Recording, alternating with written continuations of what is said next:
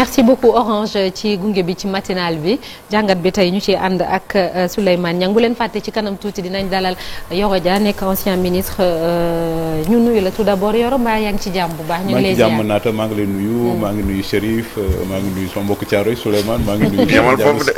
foofu lay yem. Mbaadu. foofu lay yem li ñuy wax way wuy dëppgal kenn du ko way ci tefes. alhamdulilah merci beaucoup à tout à l'heure Yoro Dia. Souleymane Niang maa ngi lay nuyu di la ziar mbaa yaa ngi ci jàmm. soxna maa ngi lay fay bu baax di la delloo ziar. di nuyu sama mbokku Thiaroye. monsieur le ministre Dia. Chérif Dia. Cheikh Tidiane. El Hadj Malick mi fi nekkoon léegi ak Pape Farah di nuyu mbokku téléspectateurs yi ak toute l'équipe technique bi nekk à la régie. moi aussi je suis un ancien Thiaroye waa. di gis nga de moom ñoo bokk benn koñ. baax na te moom a naan fu nekk laay utee mbokk yow it de fu nekk nga waaw baax na la famille Gassama. en tout cas merci beaucoup alors Souleymane tey jàngat bi da ngay taxaw ci suñu dëkkandoo yi nekk fii ci Mali li fa xew septembre ba tey muy benn blocus boo xam ne groupe terroriste biñ naan groupe de soutien à l'islam et aux musulmans ñoom ñoo ko fa amal ba mu am ay njeexital ci wàllum carburant yi gis nañ image yi daanaka activité yëpp a taxaw presque nit ñi liggéeyatuñu école yi tëj nañ université yi et tout cela nga bëgg a xool yan njeexital lay am ci koom-koomu Sénégal ñuy fàttali ni dafa mel ni carburant yi lu ci ëpp Sénégal lay jóge ak Côte d'Ivoire n'est-ce pas dem foofu. en tout cas lu si bëri. ci réew yi nga xam ne ñoo wër Mali. ci lay jógee rawatina Sénégal. am nañ ci ay xayma tuuti boo jëlee par exemple rapport ANSD. moom mooy la note annuelle sur le commerce extérieur du Sénégal bu année 2024 Sénégal ay exportation pétrole ci Afrique. bien naturellement. Mais produits finis pas les huiles brutes de pétrole produits finis yoo xam ne ñun dañ koy importer wala ñu raffiner ko à la SAR ñu koy jaay ci réew yi nga xam ne ñoom ñoo ñu wër 791 milliards la woon donc 60% Mali la jëm en termes absolus 475 milliards ci koppar boo xam ne pétrole la wala produits pétroliers fini yu ñuy exporté Mali kese. Mali kese 60% de 791 milliards xam nga loolu takku na. quelle que soit la consommation totale par ailleurs yi nga xam ne Mali parce que Mali dafa bëri aussi ay canaux d'approvisionnement yu mu am bokk na ci Côte d'Ivoire. d'ailleurs JNIM bi ngay wax noonu loolu lañ leen xaw a xojee tuuti dañoo xool les pistes wala les canaux d'approvisionnement yëpp di ko bloqué. Mali nu mu mën a approvisionner bëri na. Côte d'Ivoire si la bokk. Sénégal si la bokk. Mauritanie mënoon na cee bokk. waaye y a des contraintes. Guinée bokk na ci. waaye y a aussi des contraintes. parce que il faut nga am port bu baax. wala nga am raffinerie. ba pare nga am ay voies de communication. non seulement de qualité parce que gis ngeen camions yi. nu ñu diisee ak bu ñu diisee bëri njeexital bu ñuy am ci tali yi. donc il faut nga am ay tali yu baax. il faut nga am sécurité ci yoon. donc ça fait un ensemble de choses yoo xam ne. dëkk yi dañu am ay avantages comparatifs yu tax Mali préféré jaar fii plutôt que jaar fële bu ñàkkee pexe nag mën na wuti yeneen yoon. yéen a ngi dégg ñu naan Niger mu ngi promettre ni dina livrer Mali pétrole et cetera parce que Niger am na raffinerie. avec les Chinois. Niger am na pétrole brut mais. Niger aussi à sa frontière avec le Mali il y a des défis sécuritaires ce qui fait que yoonu Sénégal bi dafa bokk ci yoon yi nga xam ne yoon yu ëpp avantage la ci Mali malgré la distance et même du point de vue de la distance am nañ aussi ay avantages comparatifs bu ñu nekkul le chemin le plus court tamit bokk nañ ci gën a gàtt donc port raffinerie tali ba pare un environnement de sécurité boo xam ne vraiment mayoon na Sénégal avantage ba tax Mali nekk quand même le premier client du Sénégal en matière d'échange de marchandises 20% alors ça oscille d'année en année entre 20 et 22% une moyenne de 21% suñu ay exportation Mali la jëm 20 à 21% boo ko comparé suñu exportation vers la Chine c'est un peu plus de 11%, moins de 12%. Donc nga jël France 10%. nga jël Inde nga xam ne suñu acide phosphorique.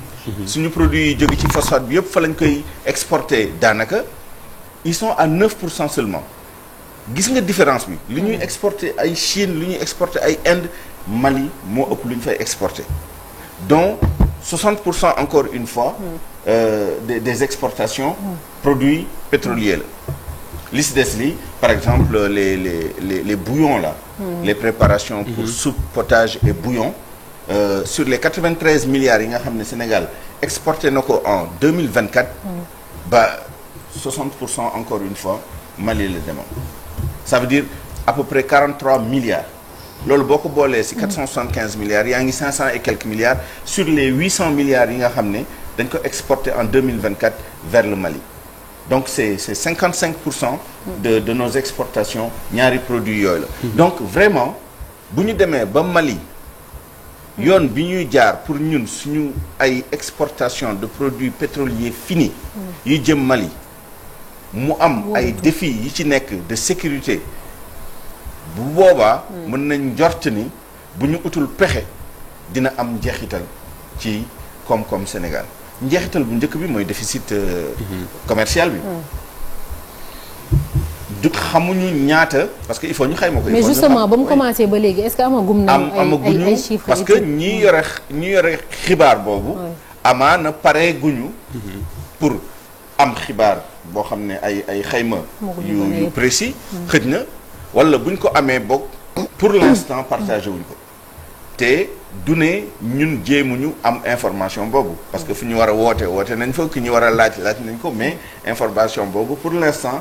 defuñu ko à disposition on peut comprendre hein, parce que c'est une situation buy évoluer c'est une situation dynamique te situation buy évoluer day jafe nga figer benn période pour wax ni période bi lii moo am ndee sax mën naa ne mën nga ne au bout d'un mois lii la am njeexital au bout de 2 mois lii la am njeexital wala en 15 jours lii la ñu jural wala boo comparé mois yi bi tane na bi am na lu jàll am na lu jàllul et cetera amaguñu information boobu donc natt bu ñu mën a def rek moom mooy xayma ci benn at boo xam ne c'est complété am nañ ci ay statistiques yu wóor yu jógee d'une source sûre muy ANSD xam nañ ñaata la ñu exporté en valeur parce que volume bi ça peut varier parce que enfin montant bi ça peut varier parce que prix pétrole day yéeg di wàcc mais en valeur xam nañ ñaata la ñu exporté woon en 2024 xam nañ ni bu nekkoon tey année 2025 bi yëpp amuñu woon benn exportation ban njeexital la mën a am ci koom-koom bi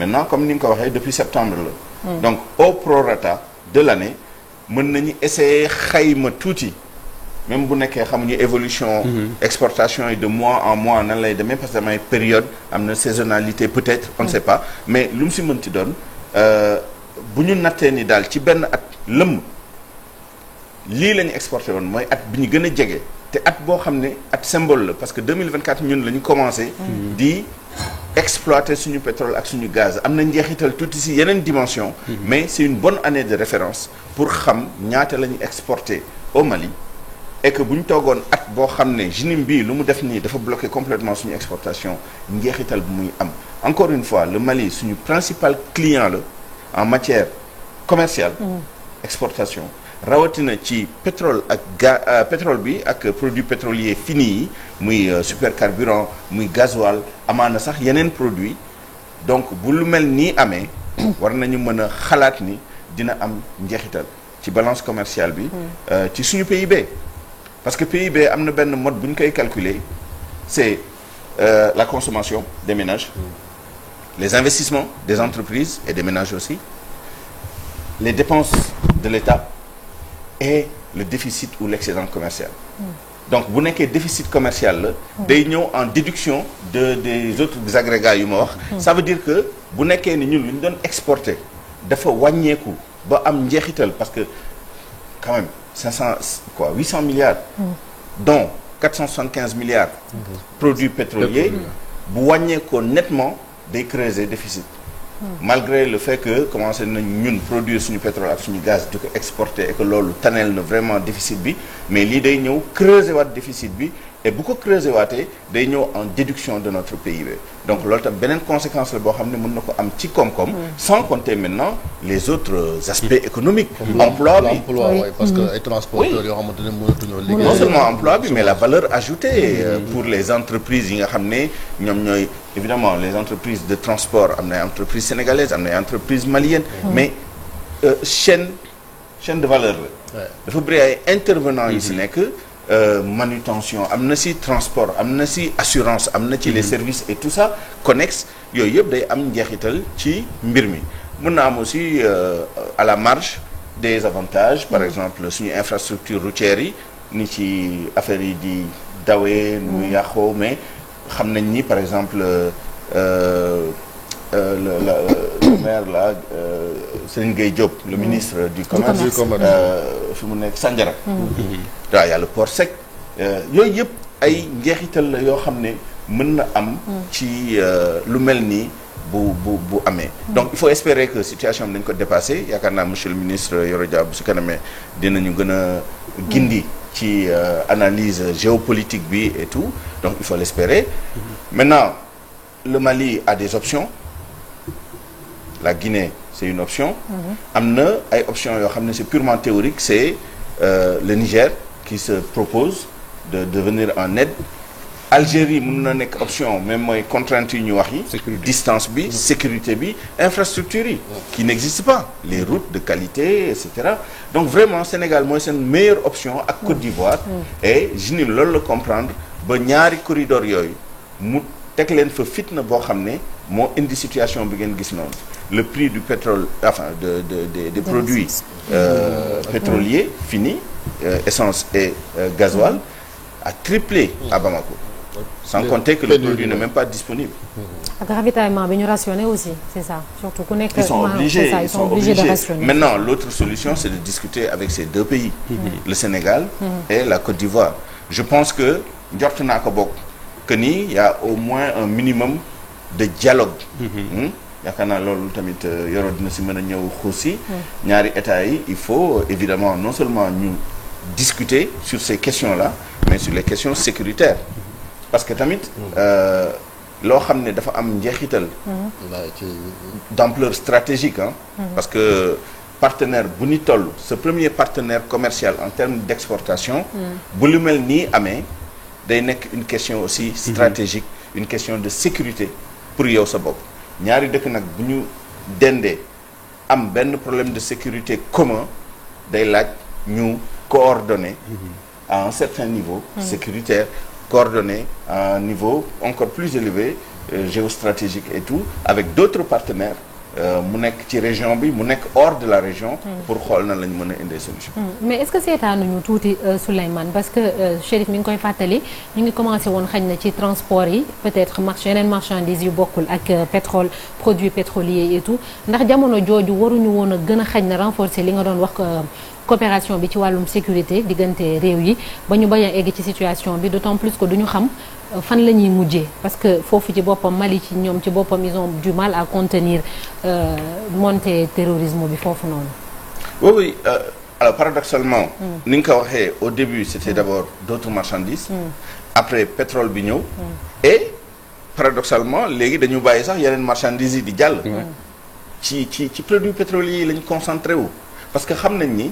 impact bu mu am bi yeneen amuñu ko parce que yeneen marchandises ay bouillon ak ay tissus ay yi ni mel c'est consommation finale la quoi sont les citoyens ils visent pas les citoyens ils visent le gouvernement donc jël produits pétroliers yi moo ëpp impact si ñoom li ñu bëgg def que les marchandises de consommation courante et cetera maintenant attention jusqu'à présent ñun lu ñu doon xalaat menace bi nga xam ne ay JNIM mën na ko am ci Sénégal moom mooy menace sécuritaire directe moom lañ doon ragal moom mooy combat yi ñëw comme nu mu demee woon il y a quelques mois ñëw ba à moins de 5 kilomètres de notre frontière ay attaques ak yi ni mel loolu déjà c'est un motif d'inquiétude mais je pense que nos autorités notamment nos autorités sécuritaires ñoom jël nañ conscience ak dispositions yi ñu war a jël yi depuis bu yàgg en revanche bu nekkee dañoo jël ñoom yoon bi ñu jël bi pour une fois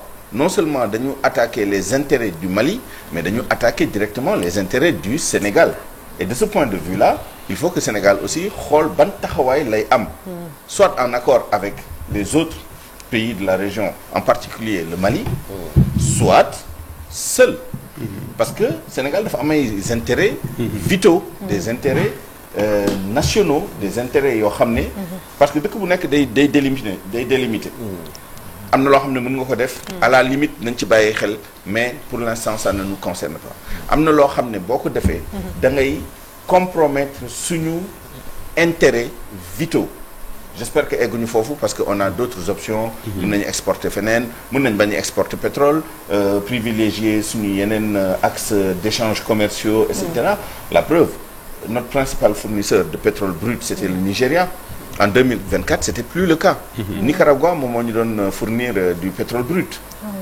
plus que le Nigeria bon pour dire donc côté boobu mën na am ay combinaisons yu ñu mën a def mais honnêtement compromettre suñu économie à ce point-là des centaines de milliards en termes d'échanges commerciaux avec l'impact que ça peut avoir au plan économique et toutes les répercussions yu muy am au plan social et cetera day am benn niveau boo xam ne Sénégal nag dina xool lan mooy taxawaayam falaa mën a yem ci formulation bi ce que je veux dire moom mooy que ni bon parfois aussi l'ennemi de ton ami devient ton ennemi d'une certaine manière mais j'espère que egguñu foofu parce que on peut considérer que directement suñu yoon nekku ci mais indirectement et je pense que docteur Yero Dia va nous expliquer ça davantage am na implication géopolitique yoo xam ne on ne peut pas fermer les yeux là-dessus. D'accord merci beaucoup merci Souleymane. Merci ci jàngat bi on va certainement rester ci sujet boobu ak invité bi c'est tout de suite.